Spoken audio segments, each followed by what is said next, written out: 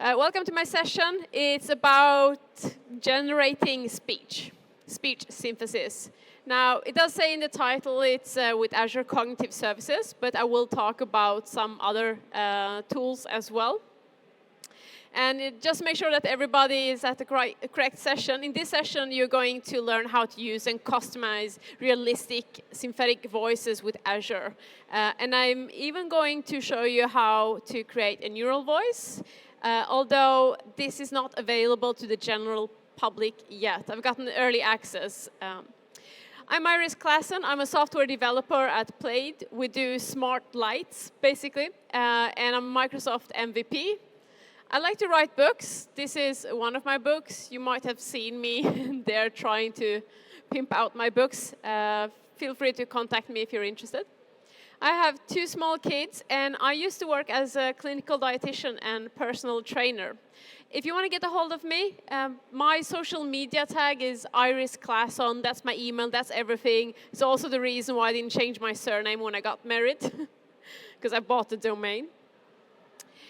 And I also happen to look like a traffic cone today, which I apologize for. I learned a Polish word, but I've already forgotten it. This is the agenda today. I'm going to be talking about Azure Cognitive Services, just very briefly, because you can find most of the information online. I'm going to talk about speech synthesis, what it is, why it matters, where it's being used. I'm going to talk about speech synthesis markup language, which I'm just going to refer to as SSML from now on. And neural voices, of course.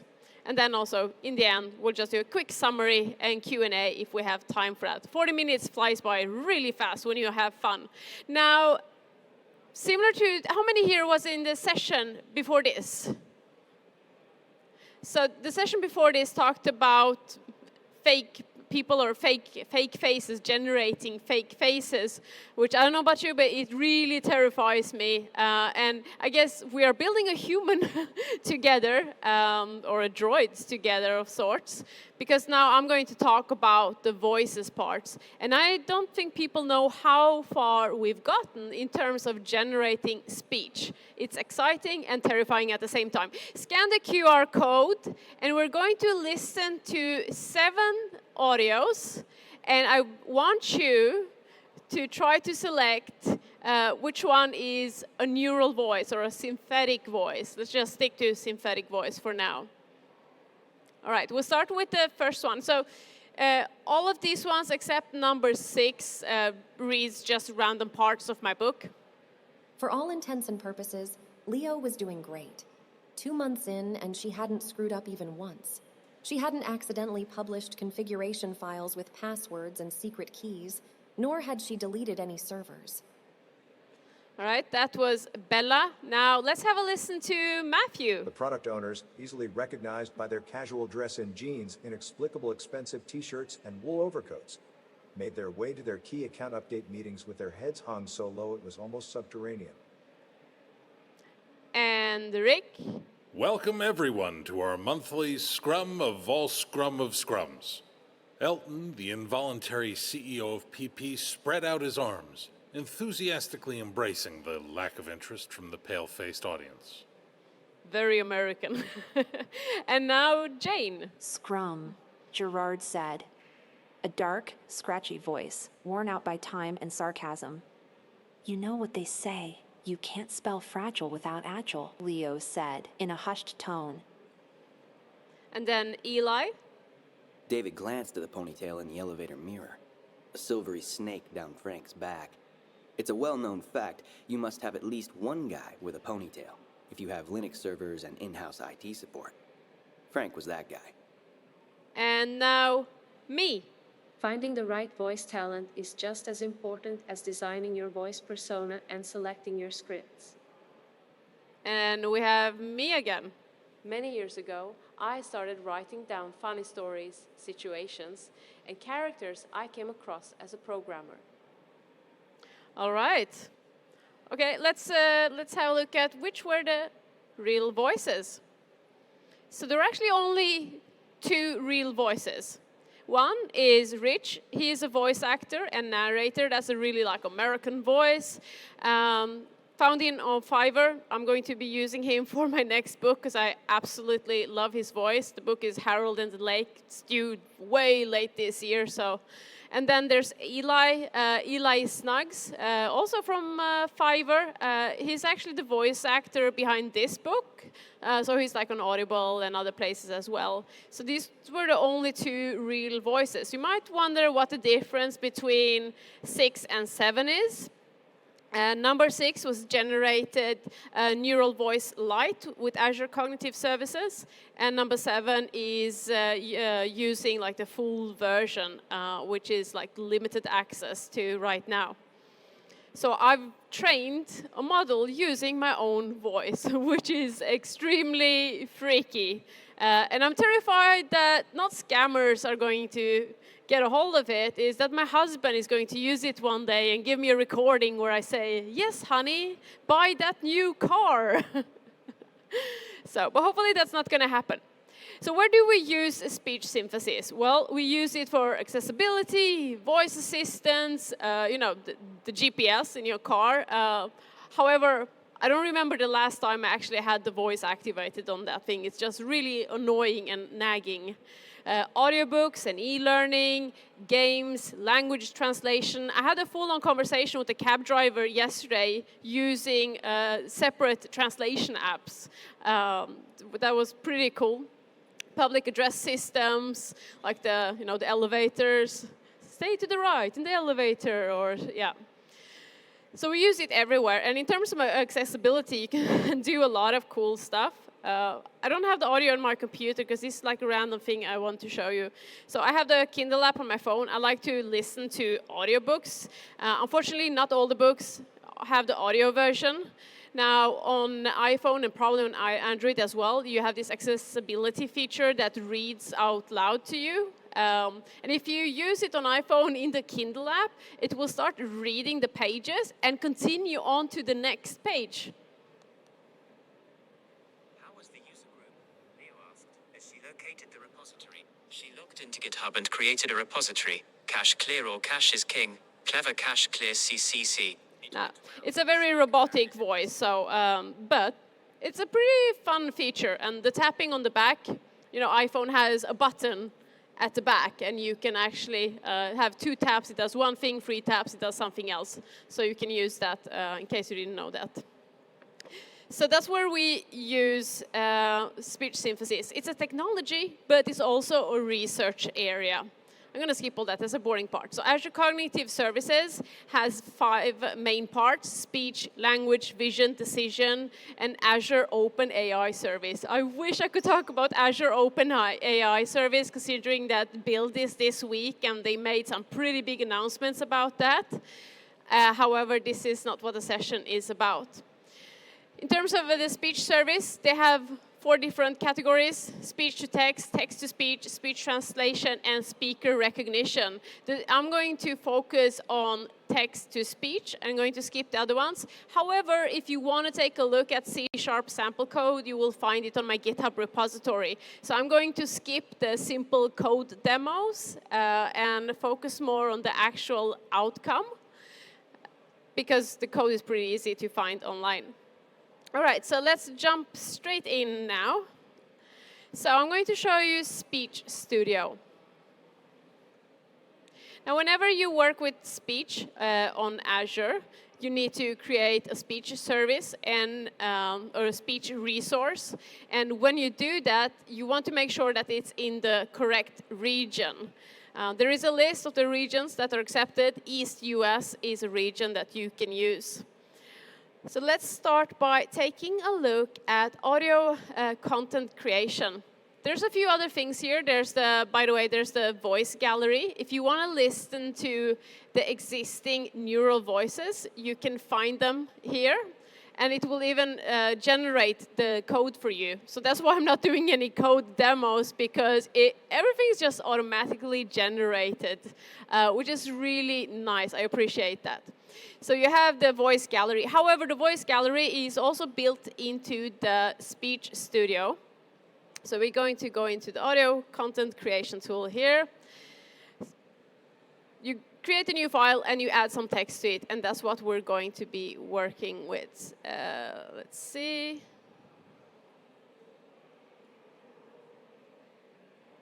All right, there we go. So do you remember the Jane audio? This is Jane. Say hi, Jane. So Jane is one of the pre-selected existing neural voices you can use, and I've selected that one. Now you can have parts of the text with one voice, parts of the text with another voice, so you can have like a full-on conversation, which is all fine. But it does sound a little bit strange. So this is the first part.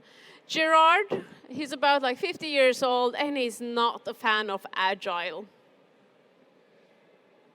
Scrum, Gerard said. There's no intonation. So there are two things that makes voice more natural, two main things that speech synthesis markup language works with, and that is prosody and also pauses. So the first one is more, it's intonation. And intonation is, the best way to explain what intonation is like sarcasm. So instead of saying scrum, Gerard said, you could go like scrum, Gerard said. And you can hear by my tone of voice that I'm being like, ugh, I don't like this. And that is a really important part of speech, and that's also what makes speech more easy and fun to listen to, because otherwise you're you're going to zone out. So that's intonation. You can also change the pitch. If you go up, I lived in Australia for 5 years. They love doing that at the end of a sentence. Everything is a question. Or if you go down, it's sort of difficult for me to do that part. So you have pitch, you have volume, and then you also have speed. All those things together helps generate a bit more like natural language. And in Voice Studio, so all these things can be done in code. So you feed your markup language, your SSML file, and it will generate the audio based on whatever you put in there. But what you can do in Speech Studio is basically create the SSML. There's also something called Auto Predict. Unfortunately, I don't have enough text in this demo to actually generate something useful, but it will try to predict what would work with your text. And I'm just assuming that over time, this is going to improve. There are two things, maybe difficult to say. The first one is role play. Sounds really fun. So role play is when you have a voice pretending to be a little girl or something like that, or pretending to be a man. I don't know any man speaking like this, but anyways, that's why I use a neural voice to do this and not my own voice, obviously. And then you also have speaking style. And the speaking style are things such as, I am whispering, or I am being really angry. Those are speaking styles, and you usually have like 11, 12 to choose between. Now, roleplay, unfortunately, only exists for Mandarin right now, I believe. But it's going to be a lot of fun when we have it for English as well, because I'm going to have a lot of fun with it. So there's auto predict, which is all nice. And then you can go ahead and add a few, you can change the intonation, the rate, and everything that I talked about. You can also provide like a lexicon file. So in other words, if you want to change how something is pronounced, and that is incredibly useful. In my book, for example, I have a lot of Swedish names, and I prefer them to be pronounced in Swedish because it's more fun instead of English. But it could be something else like, oh, sorry. SQL. So who is on team SQL? And who's on team SQL? It's just you. I'm with you. I say SQL. But say that I wanted to change that, so I can just highlight the word and I don't even know how to write this. Let's see. No, okay, I'm going to. I actually already added SQL that it should be pronounced differently. Let's see. SQL. So now it says SQL. SQL.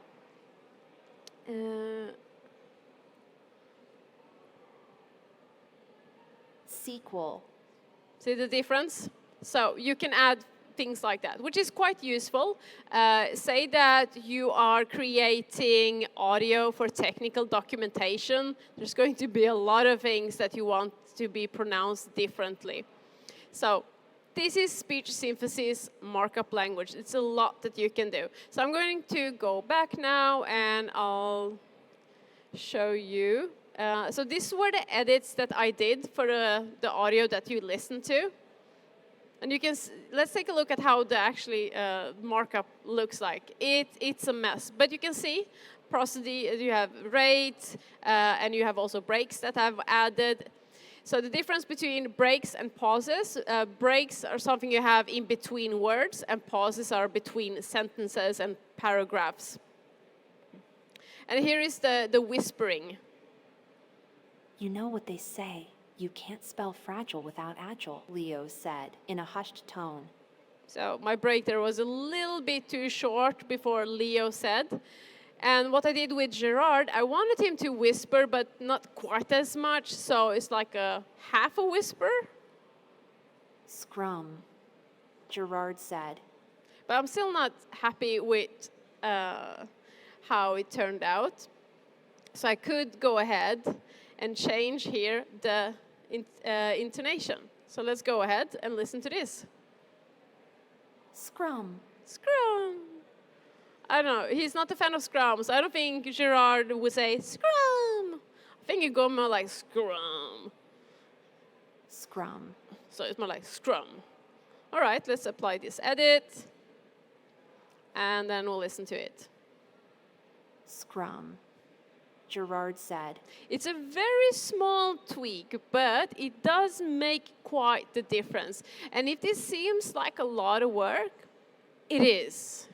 So sometimes you don't want to do all this work, and you just want something to just work out of the box. So I'm going to take a look at another one of the voices. So I'm going to go to Beyond Words. And I believe this is where I found Matthew.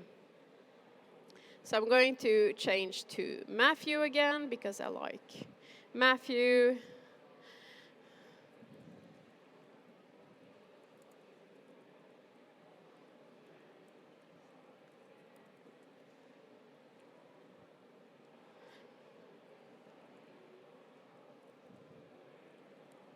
All right.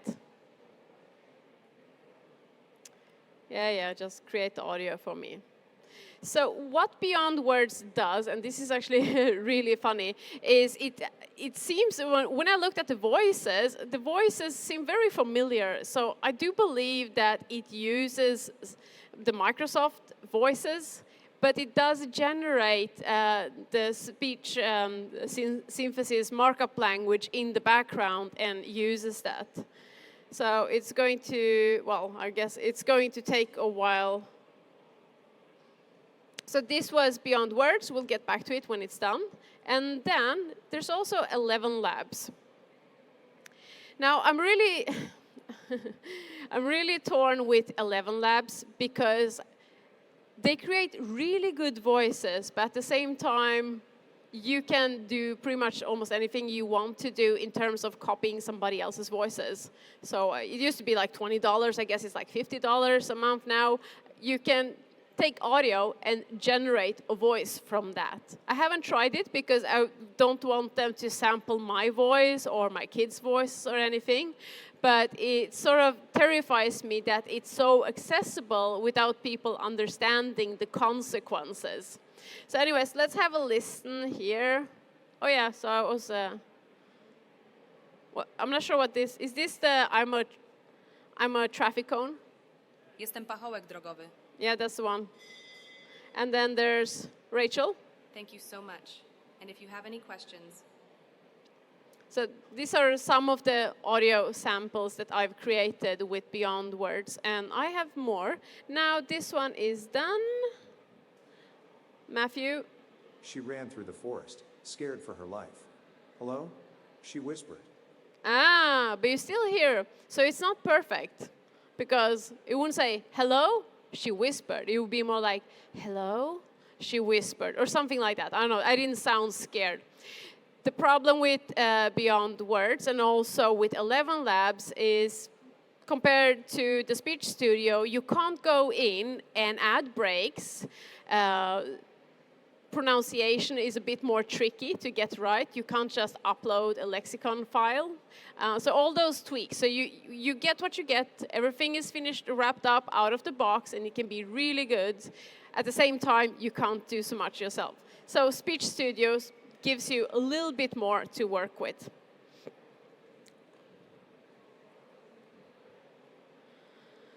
So this is the formatted SSML. And these are the important concepts I talked about and I've already demoed. Now I want to show you working with neural voices. I got access to this at the very last minute. It took me about 2 months to get access and nagging a lot of people. But let's have a listen. Leo exhaled slowly and looked out the window. How long is a string? String? I need an estimate. Give me a number. Not a string, integer. Don't forget to include time for support. No floats, I assume then. James winked at Leo. He said estimate, not accurate estimate. Floats are fine, Leo replied without emotion. All right, so the intonation wasn't spot on, but what I wanted to demonstrate with this is I did not say that. This is just text I've fed in to a model that has been trained on my voice and deployed. And then there's this little sample, this tiny bit of code, this. Like, how many lines is it? Like, if I were to skip the error part, it's basically 5 lines of code to generate the audio. A little bit more work to train and deploy the model. However, you can generate a neural voice, and that is really fascinating. So let's take a look at how you can do that. Now, since some things can take a little bit of time, so I've already created the demo, but I will show you nonetheless, because I just assumed it would be a little bit too noisy to actually do this live. So this is the light version. When you first create a project, when you create a new custom neural project, you can select between the light version and the custom neural voice pro. Now, the custom neural voice pro, you need to apply for access.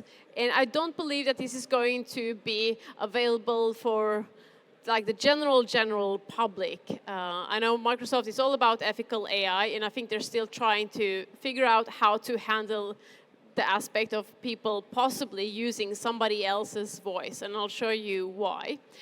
But the custom neural voice light, you can do this even with basically a free account. You just train a light version, and it's still pretty good. You create a speech resource, as I mentioned earlier, and then you create your light version.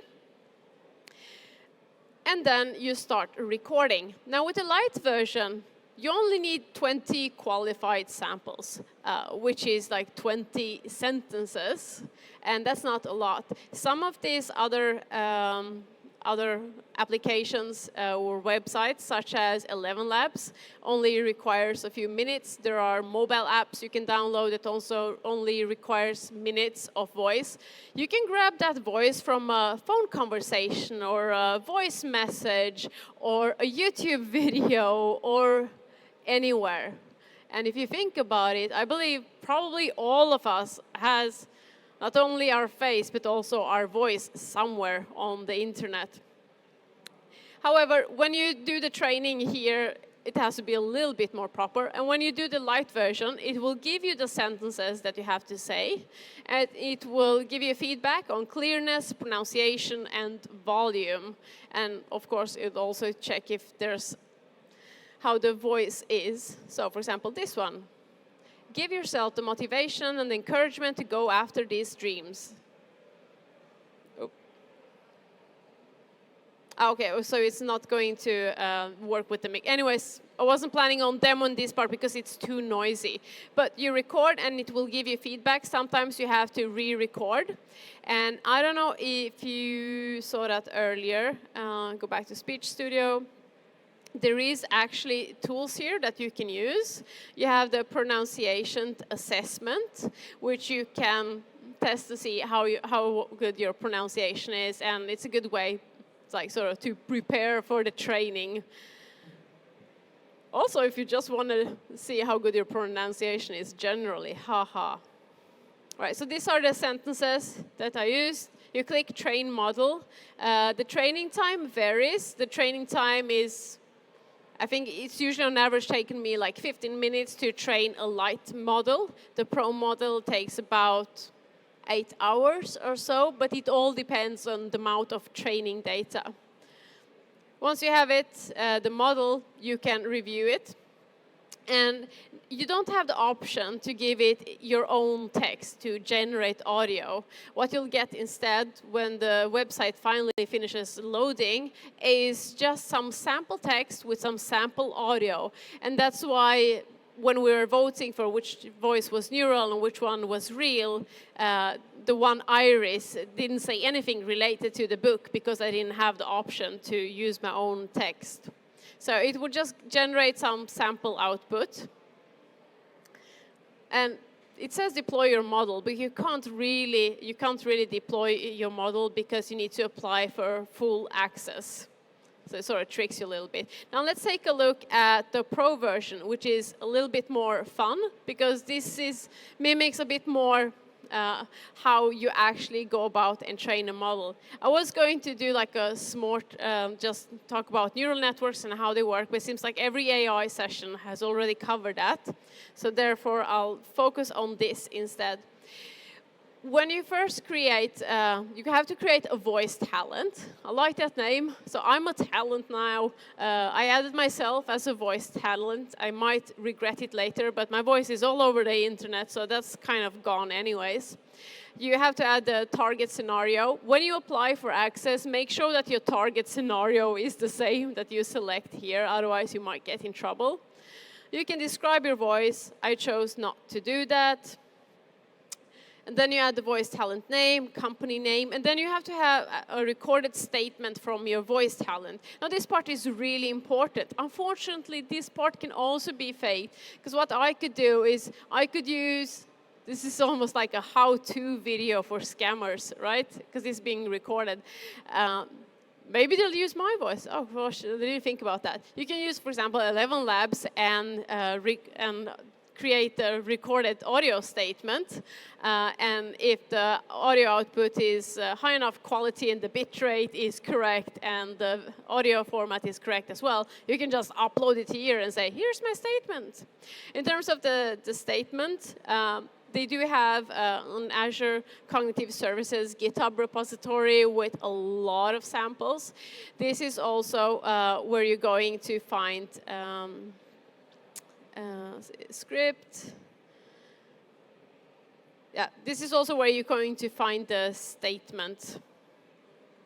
And it's just, I blah, blah, blah, blah, blah. I'm not going to say my name. I approve that my voice, blah, blah, blah, blah, blah, is used, blah, blah, blah, blah, blah, blah, blah. Right. Once you've done that, review and create, and then you end up with what I have here. So let's go to my voice talent. This is my recorded statement. I will not click play because I don't want this out there. And then we get to the fun part, which is training data. So you create training sets, and in each training set, you add data. When you train your model, you can only select one set. So how you combine your training data within a set, completely up to you. I'll show you what I have.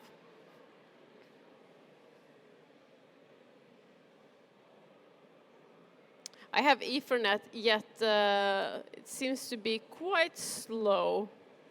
Or it could be Azure as well.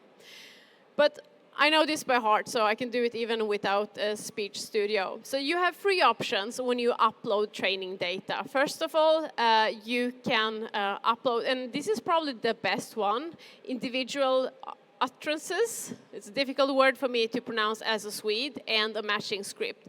This is basically, first of all, you have a text file where you have the first part, the first column is going to be the audio file, and then you have the actual text. And no special characters, don't get fancy.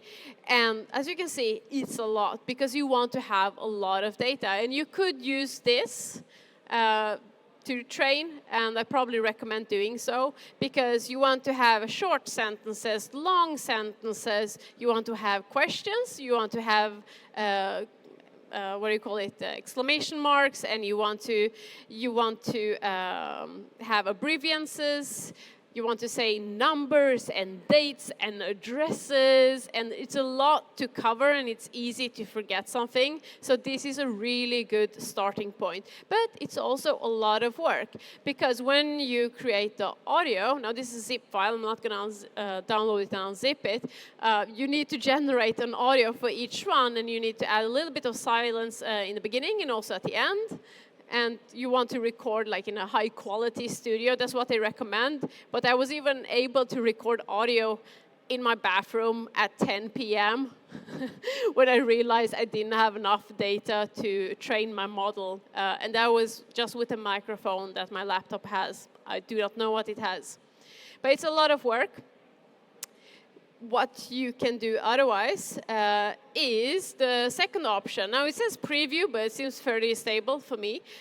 You can upload a longer audio, again with a matching transcript, which is similar as the one above, but you don't have to split the audio. And then there's my favorite, because I'm a lazy developer. For the lazy people, you just upload audio. So I just grabbed everything I had. Like I read my own preface for this book. I added that audio. I recorded some audio. The bathroom session I told you about, I added that audio as well. And once you've uploaded the data, you get something like this. And I was pleasantly surprised, because I thought it would all be in the red. And you go like, you're too Swedish. We have no idea what you said. In particular, when you upload just audio. So it's really fascinating how much AI is actually involved in this, because when I submit the audio, it will take the audio and it will do the whole speech to text thing. And then that together is being used to train the voice. So it all works together. And I looked through the sentences, and it did manage to figure out what I was saying with pretty good accuracy. And you can hear I have an accent, and I also switch between American English and British English, because we have British English in school, but everything on TV is mainly American English. So it gets like a mishmash. And the funny part is that when you listen to the voice, my voice, is generated when I train the model, is you can actually hear that I'm using both British and American words, like the pronunciation, which is fascinating because I thought it would try to even it out. And even some things that I mispronounce, it added. So the characteristics, what makes me sound like me, is obviously reproducible. Cool and a bit offensive. I'm not that special, I guess. So you get the data. You also can get rejected data. Up to date, I only have this. But the dilemma for Macedonia is even deeper than that. All right, The so outer walls of the caves have been where I accidentally uploaded the wrong audio for the text. And this is how it sounds like. I'll just get a short one. well, he could barely be managed, let alone led. So I use a lot of emotion when I talk. Parts of it did translate to the neural voice, but it still sounded a little bit flat. Like you listen to the audio, it still sounded a little bit flat. Now, to train a model, you need at least 300 utterances. I'm going to go home and practice that word. I promise. I was like all morning practicing how to say traffic cone in Polish and how to say these words, and I can't say either. Sorry about that. Anyways, you need 300. It's a lot. So I actually cheated, and I uploaded the same audio like 3 times. And he's like, yeah, whatever. And it still turned out pretty okay. And then you train your model. And this is going to suck up your Azure resources, and you might want to have like a budget set up so you get notifications when you go overboard. This takes a lot of compute power. Obviously, it does. So just be prepared for that. Therefore, also, when you deploy your model, I will not click on the link here, because then you're going to see the secret and the client ID. And as I said, I don't want people to use my voice to say stupid things such as, hey, buy a new sports car, honey, or your biceps look big in that T-shirt. Once you deploy your model, it will actually generate the code here if you want to use code. But you can use the CLI, you can use PowerShell, you can use the REST API. There are so many it supports for, I think, both Python, JavaScript, Java, whatever. You can do it. However, what is really important to remember, as long as your model is up there, it's considered active and it's going to drain your resources. So suspend it when you're not using it. And then you can just resume it whenever you want to use it. So that's how you use that. Now I'm just going to go back here to the audio content creation, because now we're talking about generating audio. I showed you the code to use the neural voice. Unfortunately, I haven't figured out how. As of now, it's not possible in Speech Studio, in the audio content creation part, to use your own trained model as a neural voice. But you can still use this to create the SSML file, and you can use that sort of to add your tweaks. Because if you use the CLI or C# or whatever your favorite platform and language is, you can choose to either just give it text and it will create audio, or you can provide it with an SSML file and a lexicon file and just have that final tweaking so you can make it extra good. In terms of the audio content creation tool, once you're in here, you can just select something, click download, and this is where you download the SSML file or the plain text. Usually you want both of those, or just audio, and then click download. It will kick off a task, and when it's done, you have your audio. It just takes like merely minutes for a substantial amount of text. So yes, I want to quickly talk about audiobooks before this session ends. So audiobooks, this is what sort of got me really fascinated with neural voices, because it's so expensive to use a narrator. Like the prices start at like €1,000, and that's like cheap. And then it gets really expensive. And I love audiobooks, and I want to be able to have all my books as audiobooks, but I only have one. But it's difficult to afford. What has happened now is, although Audible does not accept AI voices for the audiobooks, but Apple Books does. So much so that they actually let you create the audio version of your book for free. And if you wonder how that might sound like, this is how it sounds. Camden's voice was sheepish, and I'd bet he hung his head. Not that he was a sheepish or head-hanging kind of guy. A country music superstar, Cam and his ego usually matched. But his wife and my boss, Jenna, made him that guitar. Blah, blah, blah, blah, blah. So, I was pretty good. And that's the fun part. This is the scary part, because I want to make sure you don't feel too good about yourselves before you leave out. Like, I just want to scare you all before you head home. Obviously, the downside is like fake kidnapping, cyber criminals. Like, this is a dream come true to Microsoft tech support. I don't know if you've had those phone calls. I get them really often. It's obviously not Microsoft, but they try to scam you. So that is a problem. Have a safe word with your family. Seriously, have a safe word. Summary, we've come a long way. It can be abused. Legislation is not going to be able to keep up, and we need to educate ourselves and our children in terms of where we are at and what can possibly happen. And also, Thank you so much. And if you have any questions, Feel free to ask me. Łatwo mnie znaleźć w tłumie, ponieważ jestem pachołkiem drogowym. Thank you for having me.